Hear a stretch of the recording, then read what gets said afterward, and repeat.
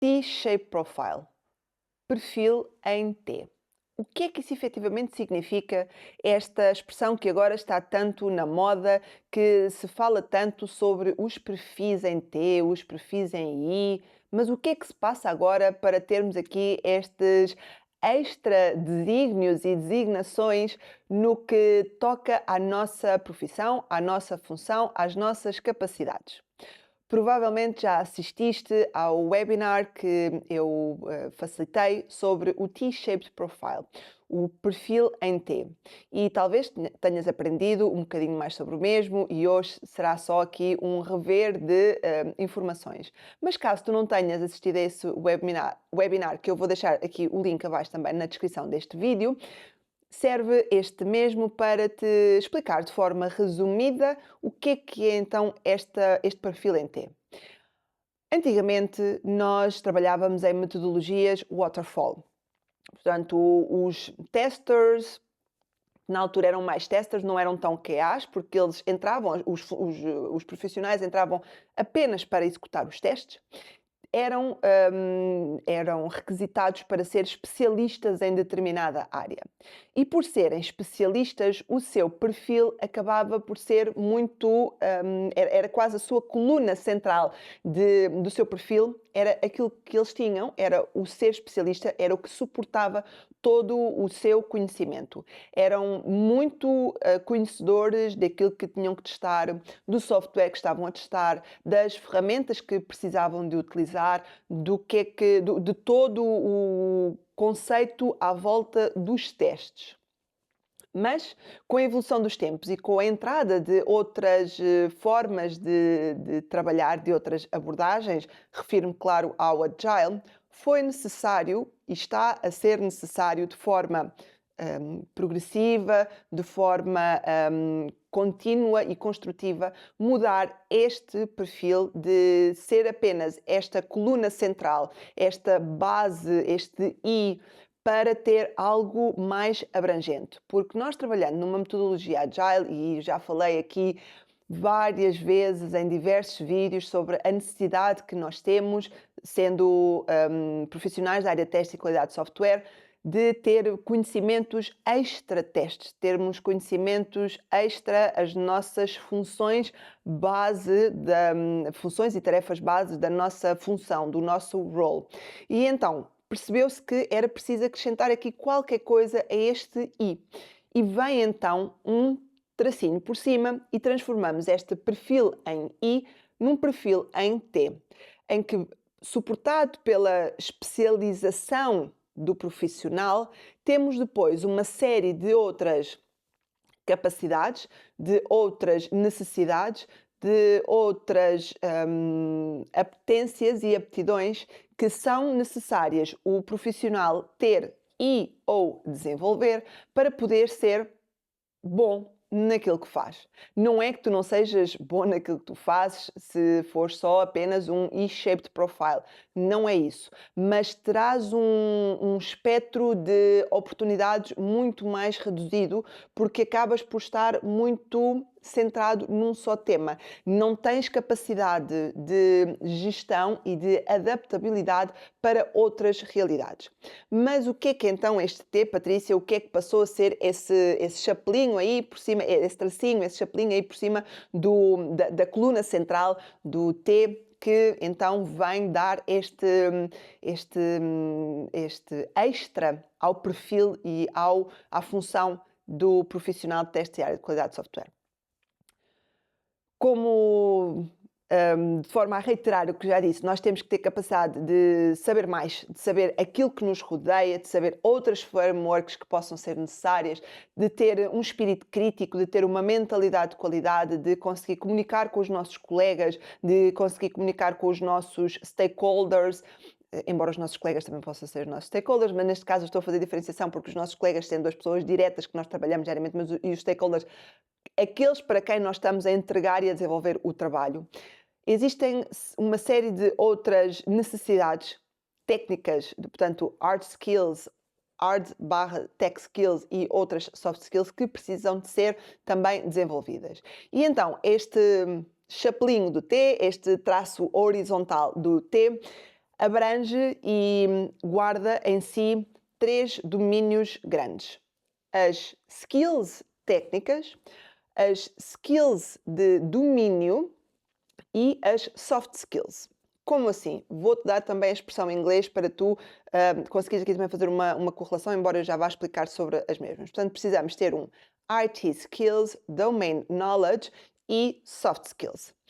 Quando nós falamos em IT Skills, são as frameworks, são as ferramentas, são as tecnologias que hoje em dia são necessárias para conseguirmos testar aquilo que é necessário, para conseguirmos trabalhar em conjunto com outras pessoas, em que precisamos de saber ter o conhecimento básico para conseguir dar uma ideia, dar uma sugestão, fazer uma discussão, propor novas abordagens.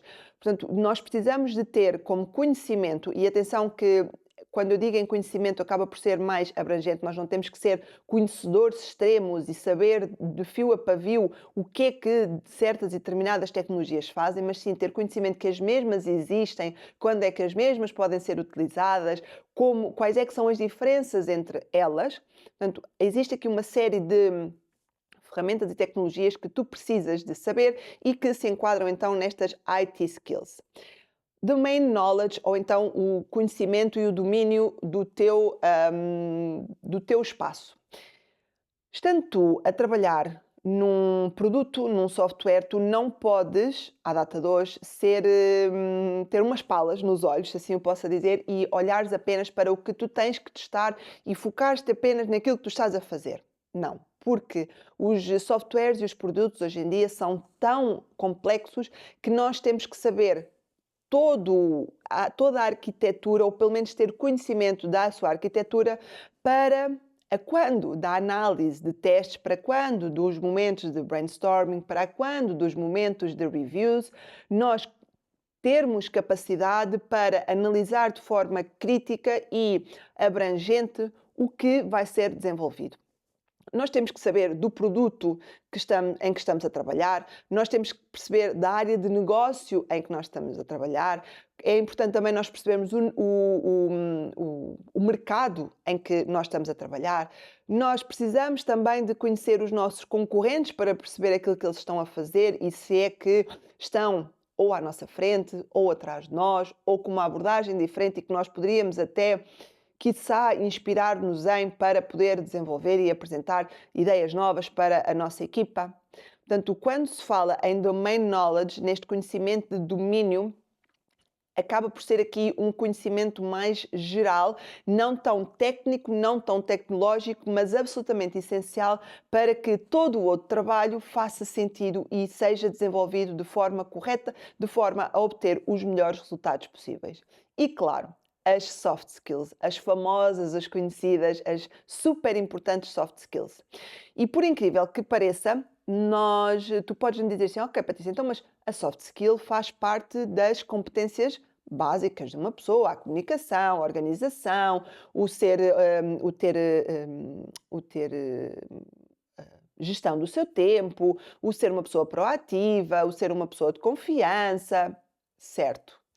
Mas, por incrível que pareça, muitas pessoas dizem que o têm de forma teórica, mas depois, de forma prática, acaba por falhar em algumas coisas. E nós ou temos essas capacidades ou não temos.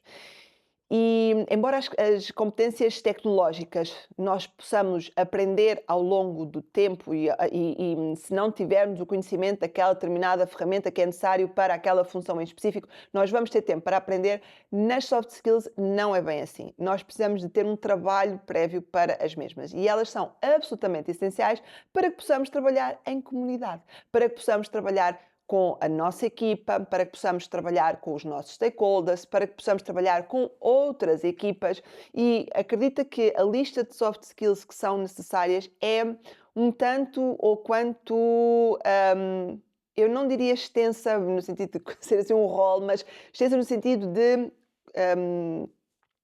não se baseia apenas na comunicação, não se baseia apenas na organização. É que acabam depois por ter coisas que são individuais, mas depois precisa aqui de uma relação entre elas. Portanto, as soft skills passaram a ser uma necessidade para os perfis do dia de hoje. Enquanto antigamente não era necessário, portanto, tu tinhas que ser especialista, fazer o teu trabalho e estava despachado, hoje em dia não. Tu precisas de ser capaz de comunicar e de falar com muito mais pessoas e de gerir o teu trabalho e de ser proativo e de ser dinâmico e de ser responsável e de ter espírito crítico e de ter uma mentalidade de qualidade e de ser confiável, eu sei lá. Acho que poderia continuar por aqui a dizer uma série de soft skills que às vezes nós achamos que não são soft skills, que lá está, novamente, são condições básicas, mas que acabam por ser, e quando nós vamos estudar sobre as mesmas, temos essa percepção. Eu vou-te deixar aqui abaixo também uma live que eu já tive com a Catarina Rodrigues, em que falámos sobre soft skills e como melhorar as soft skills, quais são as soft skills importantes. Poderá também ser interessante para ti assistires depois deste vídeo, teres um bocadinho de tempo e ouvires aqui esta live que eu tive com ela, em que abordámos este tema. Portanto, creio aqui que neste espaço de cerca de 10, 12 minutos consegui explicar-te o que é então esta mudança do perfil em I para o perfil em T, o que é expectado deste perfil em T, e espero ter também deixado aqui o interesse e o bichinho em saberes mais sobre este perfil, em saber como é que tu te adaptas, como é que tu te podes adaptar, como é que tu podes melhorar as tuas capacidades, os teus domínios, os teus conhecimentos,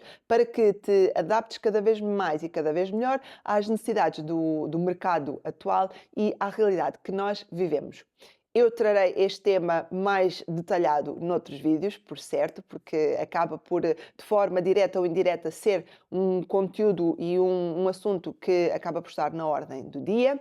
Mas deixa-me aqui em baixo nos comentários o que é que tu achaste, como é que tu te revês atualmente, se um I-shape, se a migração para um T-shape, ou já te consideras sendo um profissional ou uma profissional com um T-shape bem definido. Vou gostar de saber a tua opinião e o que é que se passa desse lado. Obrigada e até ao próximo vídeo.